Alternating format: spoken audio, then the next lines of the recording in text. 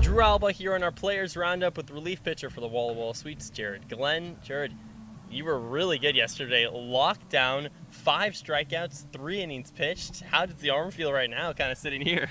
Not too bad, honestly. I think I was pretty efficient, so Okay. didn't throw too many pitches, so the arm feels pretty good today. Nice. So you got an off day today. You deserve it. Then you got the rest day tomorrow, so you kind of got a back-to-back. Could you potentially be good to go on Tuesday?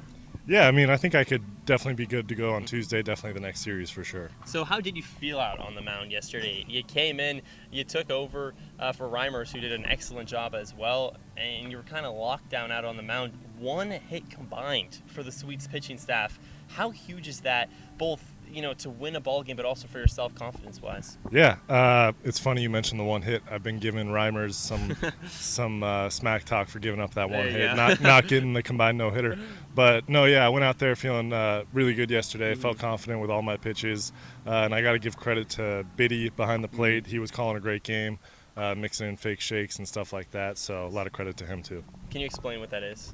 Fake shake, basically, when you see a pitcher shake his head on the mound, like, the hitter thinks that he's shaking to a different pitch, but really it's just playing a little mind game with them, keeps them on their toes, So how often do you kind of utilize that?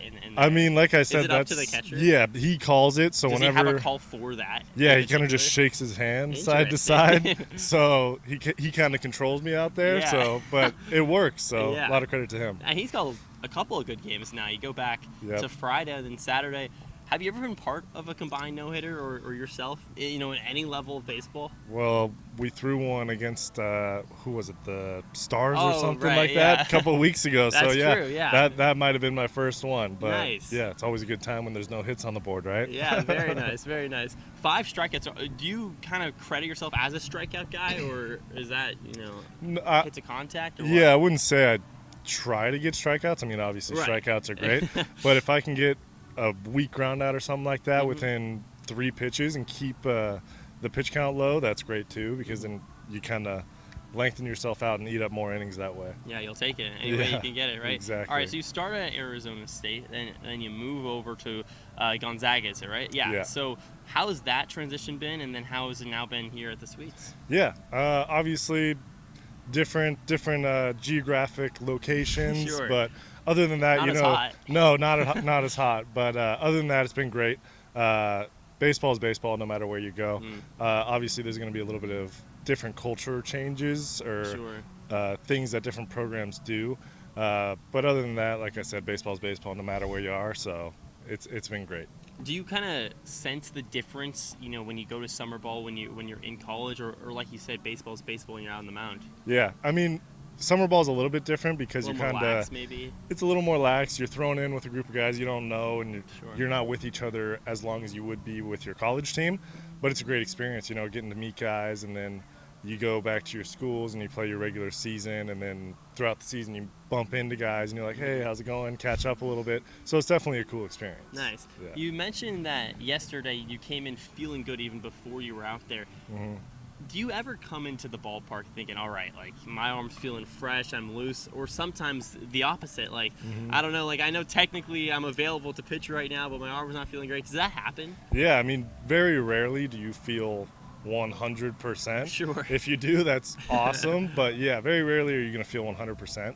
But just having a mindset of going out there and getting a job done, no matter how you feel, that's kind of the key. And just having that confidence that you're going to have success, whether you're not feeling great that day or you're going to feel great that day. Can you tell when you're in the bullpen? I could tell before I get to the field. Really? Yeah. When you wake up out of bed? I wake up. I had surgery on the elbow a couple years ago, so sometimes I wake up and it's a little stiff, and I'm like, today's gonna be a rough one. But no, yesterday I felt great. So what do you do when you have those types of days? It's all about recovery and just stretching, all that kind of stuff, all the work behind the scenes that helps a ton. And then obviously getting in with the trainer, stuff like that, and having a good throwing program. All right, Jared Glenn, take me through your day yesterday. You go. What's your stretching routine? All right. How do you warm up, and then afterwards, what do you do to kind of reacclimate your arm? I guess Yeah. after throwing 3 innings. You want the whole day? Like wake I up? want, yeah. Go All ahead. right. Give it to me I straight. wake up. I have some breakfast. I hang out for a little bit. Mm-hmm. I went and grabbed some breakfast with Payson Sweeney. Nice. Oh, starting pitcher Yep. today. Yep. So We'll see how that goes. hung out with him a little bit. Came to the field. Hung out. Played some hacky sack with the guys. That looks fun. Yeah. I've always wanted to go in. It's good times. It's good times. Shag some batting practice. Then we hang out in the clubhouse for a little bit, and then that's kind of when it's like, all right, lock in. Right. Almost game time. Come out here about an hour and a half before the game. Start stretching, doing your J bands and everything. Play Those J bands, like the things those you attach bands to you the connect to the fence. Yeah. Do those, and then I just do like some static stretches, and then play a little bit catch. Mm-hmm. Hang out in the dugout for a little bit until your number's called, and then. And how many warm-up pitches are you doing out in the bullpen once your name is called? Yeah, I mean, I don't need too much time to get Okay. hot. Yesterday was a little bit different because the inning before I came in, it was a little long. So Okay. being an older guy, I kind of have a little bit of feel with that, kind of knowing like, don't throw too much down in the pen because You know your sweet spot. yeah, Right. exactly. So kind of moderate yourself down there. So yeah, go in the game, throw there, and then afterwards 3 innings, casual, 3 whatever. innings, yeah.